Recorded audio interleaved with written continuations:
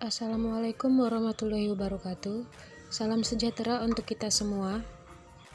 Baiklah, saya akan memperkenalkan anggota kelompok 4 dengan jumlah anggota 6 orang, dengan saya sendiri Tia Rahmadani, dan dengan anggota saya Diana, Gelsi Chenia, Urai Baiti Uma, Helda Yulanda, dan Ersa Fitrianti.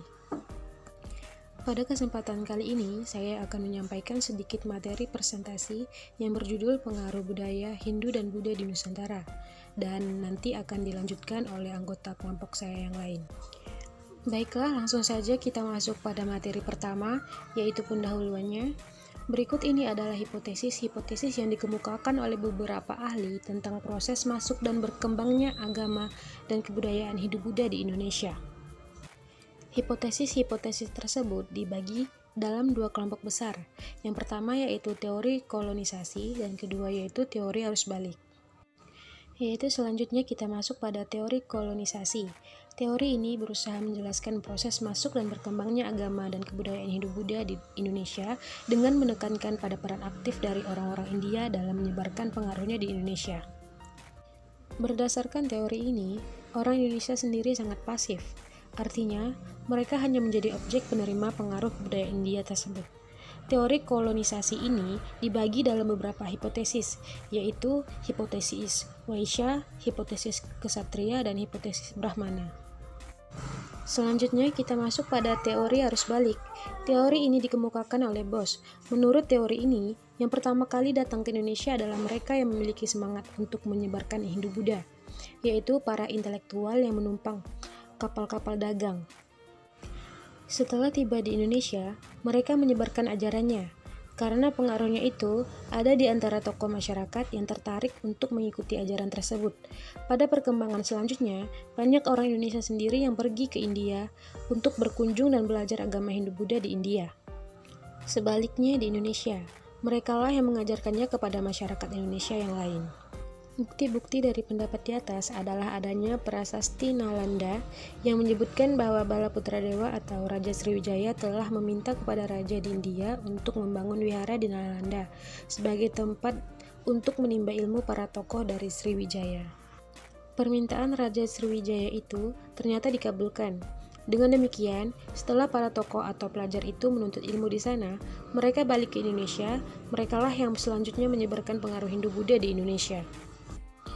Ada beberapa unsur kebudayaan yang berkembang pada masa kerajaan Hindu-Buddha antara lain, yaitu seni bangunan, seni ukir, seni sastra, dan seni patung. Salah satu hasil seni bangunan yang paling penting dalam perkembangan seni bangunan di Indonesia adalah candi. Candi-candi yang bercorak agama Hindu-Buddha banyak ditemukan di Pulau Jawa, Sumatera, Kalimantan, dan Bali.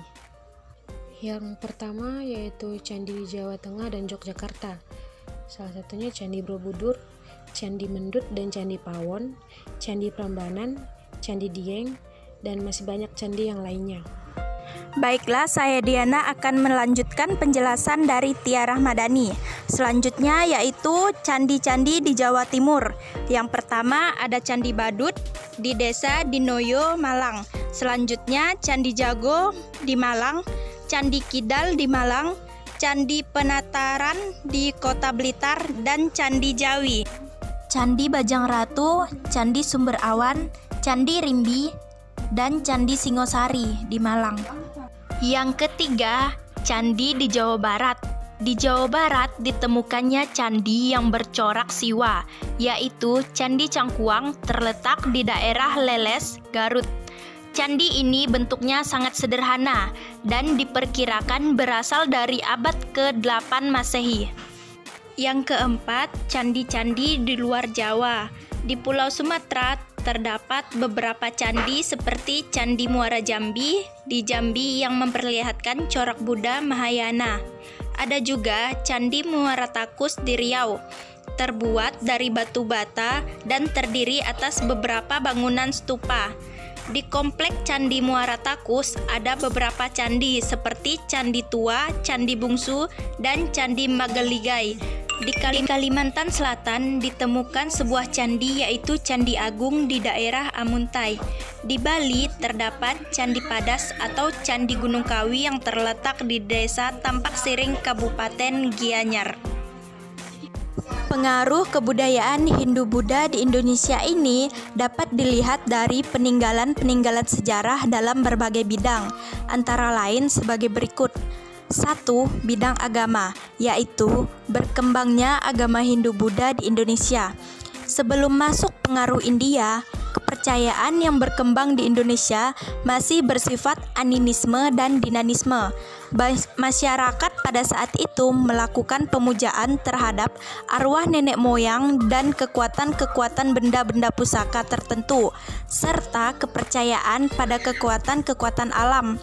Dengan masuknya pengaruh Hindu-Buddha, kepercayaan asli bangsa Indonesia ini kemudian berakulturasi dengan agama Hindu-Buddha. Hal ini terbukti dari beberapa upacara keagamaan Hindu-Buddha yang berkembang di Indonesia, walaupun dalam beberapa hal tidak seketat atau mirip dengan tata cara keagamaan yang berkembang di India. Kondisi ini menunjukkan bahwa dalam tata cara pelaksanaan upacara keagamaan memiliki proses sinkretisme antara kebudayaan agama Hindu-Buddha dengan kebudayaan asli bangsa Indonesia. 2. Bidang politik dan pemerintahan. Pengaruhnya terlihat jelas dengan lahirnya kerajaan bercorak Hindu-Buddha di Indonesia. Sebelum masuknya pengaruh agama Hindu-Buddha di Indonesia, tampaknya belum mengenal corak pemerintahan dengan sistem kerajaan. Sistem pemerintahan yang berlangsung masih berupa pemerintahan kesukuan yang mencakup daerah-daerah yang terbatas. Pimpinan dipegang oleh seorang kepala suku, bukanlah seorang raja. Dengan masuknya pengaruh India, membawa pengaruh terhadap terbentuknya kerajaan-kerajaan yang bercorak Hindu-Buddha di Indonesia. Kerajaan bercorak Hindu antara lain Kutai, Tarumanegara, Kediri, Majapahit, dan Bali. Sedangkan kerajaan yang bercorak Buddha adalah Kerajaan Sriwijaya. Hal yang menarik di Indonesia adalah adanya kerajaan yang bercorak Hindu-Buddha, yaitu Kerajaan Mataram Lama. 3. Bidang pendidikan. Meskipun lembaga pendidikan tersebut masih sangat sederhana dan mempelajari satu bidang saja, yaitu keagamaan, akan tetapi lembaga pendidikan yang berkembang pada masa Hindu-Buddha ini menjadi cikal bakal bagi lahirnya lembaga-lembaga pendidikan di Indonesia. Baiklah, saya Gelsi Chania akan melanjutkan penjelasan dari Diana. 4. Bidang sastra dan bahasa. Pada zaman kerajaan Hindu-Buddha di Indonesia, seni sastra sangat berkembang terutama pada zaman kejayaan Kerajaan Kediri. Karya sastra itu antara lain Arjuna Wiwaha, karya Empu Kanwa yang disusun pada masa pemerintahan Airlangga. Baratayuda, karya Empu Sedah dan Empu Panulu disusun pada zaman Kerajaan Kediri. Gatot Kaca Seraya, karya Empu Panulu disusun pada zaman Kerajaan Kediri. Arjuna Wijaya dan Sutasoma, karya Empu Tantular yang disusun pada zaman Kerajaan Majapahit. Negara Kertagama, karya Empu Prapanca disusun pada zaman Kerajaan Majapahit.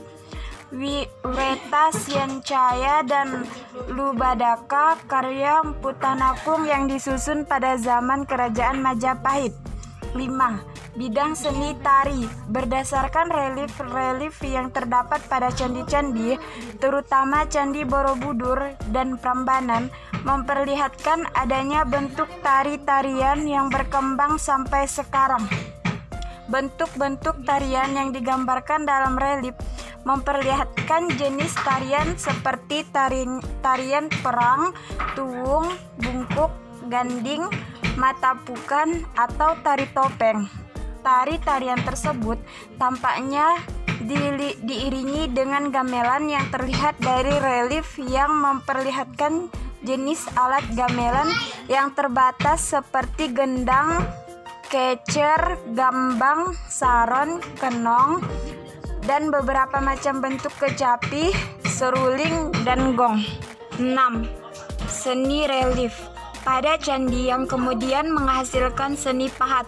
Hiasan pada candi atau sering disebut relief yang terdapat pada candi-candi di Indonesia didasarkan pada cerita-cerita epik yang berkembang dalam kesusastraan yang bercorak Hindu ataupun Buddha.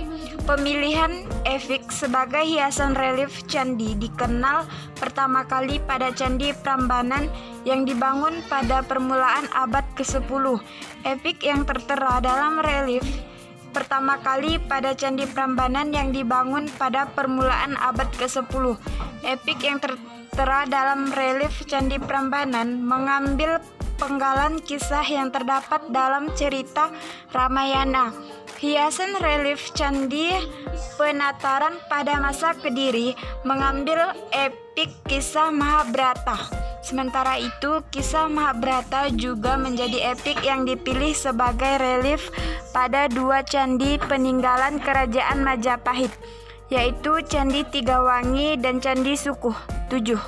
Seni arca dan patung sebagai akibat akulturasi budaya pemujaan arwah leluhur dengan agama Hindu-Buddha, maka beberapa keluarga raja diperdewa dalam bentuk arca yang ditempatkan di candi makam. Arca dewa tersebut dipercaya merupakan lambang keluarga raja yang dicandikan dan tidak mustahil termasuk di dalamnya kepribadian dan watak dari keluarga raja tersebut. Oleh karena itu, arca dewa tersebut sering diidentikan dengan arca keluarga raja. Seni arca yang berkembang di Indonesia memperlihatkan unsur kepribadian dan budaya lokal sehingga bukan merupakan bentuk peniruan dari India. Beberapa contoh raja yang diarcakan adalah Raja Rajasa yang diperdewa sebagai Siwa di Candi Makam Keganengan, Raja Anusapati sebagai Siwa di Candi Makam Kidal, Raja Wisnuwardana sebagai Buddha di Candi Makam Tumpang, Raja Kertanegara di Candi Makam Kidal, Raja Wisnuwardana sebagai Buddha di Candi Makam Tumpang, Raja Kertanegara sebagai Wairocana Locana di Candi Makam Segala, dan Raja Kertarajasa Jayawardana sebagai Harihara di Candi Makam Simping. Patung-patung dewa dalam agama Hindu yang merupakan peninggalan sejarah di Indonesia antara lain arca batu Brahma, arca perunggu Siwa Mahadewa, arca batu Wisnu, arca-arca di Prambanan diantaranya arca Loro Jongrang, arca perwujudan Tribuwana Tunggadewi di Jawa Timur, dan arca Ganesha yaitu dewa yang berkepala gajah sebagai dewa ilmu pengetahuan. 8. Seni pertunjukan. Seni wayang merupakan salah satu bentuk seni yang masih populer di kalangan masyarakat Indonesia. Seni wayang beragam bentuknya seperti wayang kulit, wayang golek, dan wayang orang. Seni pertunjukan wayang tampaknya telah dikenal oleh bangsa Indonesia sejak zaman prasejarah. Pertunjukan wayang pada masa ini selalu dikaitkan dengan fungsi magis religius, yaitu sebagai bentuk upacara pemujaan pada arwah nenek moyang yang disebut Heyang. Pada masa Hindu-Buddha, kebudayaan pertunjukan wayang ini terus dilanjutkan dan lebih berkembang lagi dengan cerita-cerita yang lebih kaya. 9. Seni bangunan merupakan salah satu peninggalan budaya Hindu-Buddha di Indonesia yang sangat menonjol, antara lain berupa candi dan stupa. Selain itu, terdapat pula beberapa bangunan lain yang berkaitan erat dengan kehidupan keagamaan, seperti ulan dan sastra merupakan semacam pesanggrahan atau tempat bermalam para peziarah. Baiklah, dari penjelasan di atas dapat kita simpulkan bahwa letak geografis wilayah Indonesia yang sangat strategis merupakan salah satu faktor penting yang menyebabkan terjadinya interaksi bangsa Indonesia dengan bangsa asing. Salah satu interaksi yang terjadi yaitu datangnya bangsa India ke Indonesia. Dampak interaksi dengan bangsa India adalah masuknya pengaruh kebudayaan dan agama Hindu-Buddha di Indonesia. Terdapat berbagai pendapat tentang masuknya agama Hindu-Buddha di Indonesia. Masuknya agama Hindu-Buddha di Indonesia menyebabkan banyak rakyat Indonesia yang menganut agama Hindu-Buddha. Di samping masuknya agama Hindu-Buddha ke Indonesia, masuk pula bentuk-bentuk kebudayaannya. Bentuk-bentuk kebudayaan tersebut misalnya dalam bentuk seni bangunan seperti candi, patung atau arca, seni sastra dan bahasa, seni relief, politik dan pemerintahan, serta bidang pendidikan. Baiklah, mungkin hanya itu yang dapat kami sampaikan mengenai materi tentang pengaruh budaya Hindu dan Buddha di Nusantara. Kami berharap hasil penjelasan yang kami sampaikan dapat bermanfaat untuk teman-teman sekalian. Bila merasa ada yang kurang atau terdapat kesalahan pada saat penyampaian materi, kami mohon maaf karena kesempurnaan hanya milik Allah Subhanahu wa Ta'ala. Sekian, terima kasih dan wassalamualaikum warahmatullahi wabarakatuh.